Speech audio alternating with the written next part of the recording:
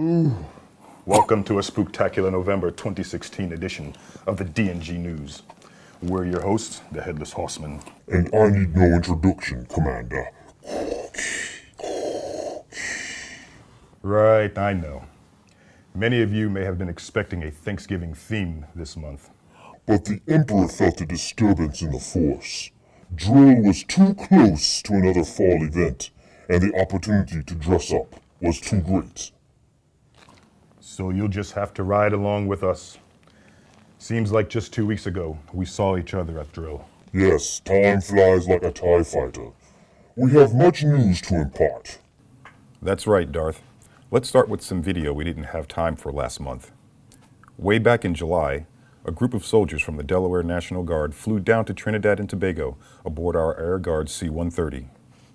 As I am sure you are aware, the tiny island nation of Trinidad and Tobago is our state partner.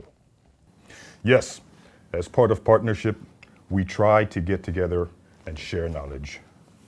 Soldiers from the 153rd Military Police Company and defenders from the 166th Security Forces Squadron worked with Trinidad and Tobago's Reserve Defense Force on how to enter and clear a building. What you are seeing here is the practical exercise that took place during the week. There was classroom and field training. Meanwhile, the Delaware Army National Guard's medical detachment was training personnel from the Trinidad and Tobago Coast Guard and Reserve Defense Forces. Here you see their culminating training, how to enter a hostile environment, find casualties, and get them out for medical care. Thanks to our joint public affairs team for going down and covering the great nation-to-nation exchange. Don't lose your head over it. Well, things always go better when Army and Air work together. Like for our Centers of Influence lifts. As a matter of fact, our reporter and National Guard Staff Sergeant Nathan Bright has a story on a COI lift held in October. We in the Guard take knowledge of our mission for granted. For civilians, even those with some knowledge of the military, the Guard's unique role can be a mystery. Helping lift the veil of mystery are Centers of Influence lifts. DNG leaders bring in business, community, and governmental leaders for a day of show and tell. General Vavala explains the exceptional nature of the Guard in America's total force. I did not realize that the connection that you have to really support the governor, to support the President of the United States, and how you connect both at the local, really the local, state, federal, and global level in a way that was truly amazing to me. It was truly a surprise. This month, airmen from the 166th Airlift Wing explained their jobs and equipment as EOD specialists, firemen, and security forces defenders. After lunch, the civilians toured the Army Aviation Support Facility, getting up close and personal with a Black Hawk. They then went to the River Road training site to sling lead downrange. Simulated lead, at least. They spent some time on the engagement skills trainer and the virtual convoy operations trainer.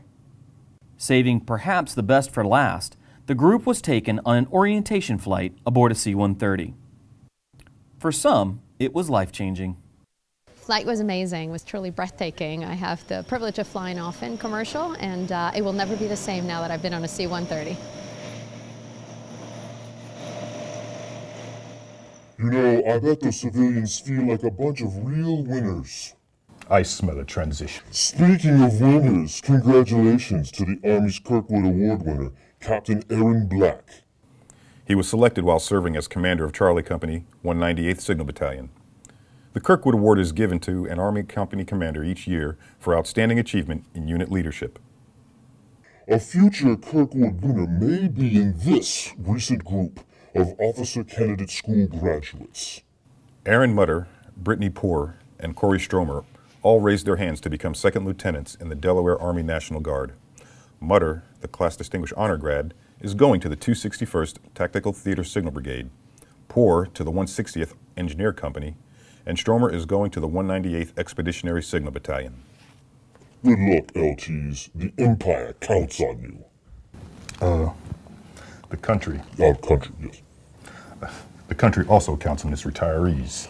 Each side of the Guard honors a retiree in its own way. The Air Guard had a retiree breakfast in September.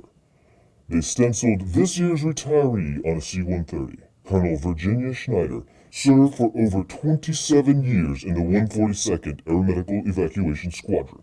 The Army held its ceremony at Bethany Beach Training Site. Here they unveiled the camp honoree with a sign in front of the base. This year's honoree was Colonel Howard Harkey Jr., who served in the Army Medical Detachment. Speaking of honor, it is our honor to introduce the Emperor, the Adjutant General, for this month's Frankly Speaking. Darth Vader has left the building. Good day, Delaware National Guard. Today I wanted to talk to you about something that's very dear to my heart and something that has proudly become the signature program for the Delaware National Guard, and that's our War on Hunger. Everywhere you look, there's evidence of the great need here in the state to help those less fortunate. We initiated the War on Hunger about 8 years ago, and since then, through your continued generosity and hard work, have collected more than 100,000 pounds of food.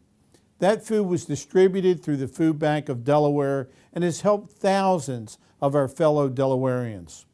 While the need is year-long and we continue year-long, I wanted to appeal to you to make an extra push during this upcoming holiday season.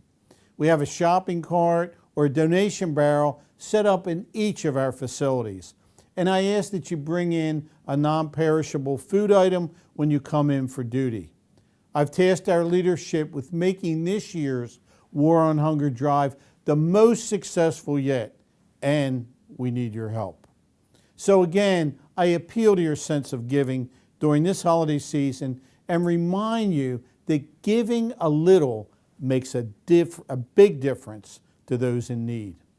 I also wanted to talk to you about a couple of opportunities to come out and have a great time with your Delaware National Guard family.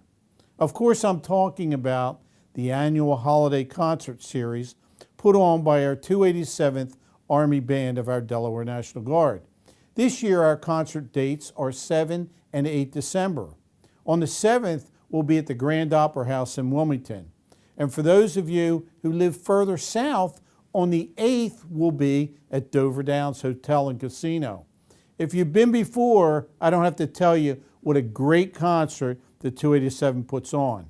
If you've not, please come out and see what you've been missing.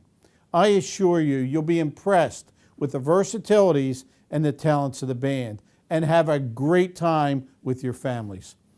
So be sure to bring friends and family to the concert. And if you have little ones, let them know that Santa Claus never misses one of our concerts. Before I go, I wanted to wish you and your family a blessed Thanksgiving. We all have a lot to be thankful for. So please enjoy some time with your family and celebrate. I look forward to seeing you all during this unit training assembly. And don't forget about the War on Hunger and our holiday concerts. May God bless you, our state, and our great United States of America.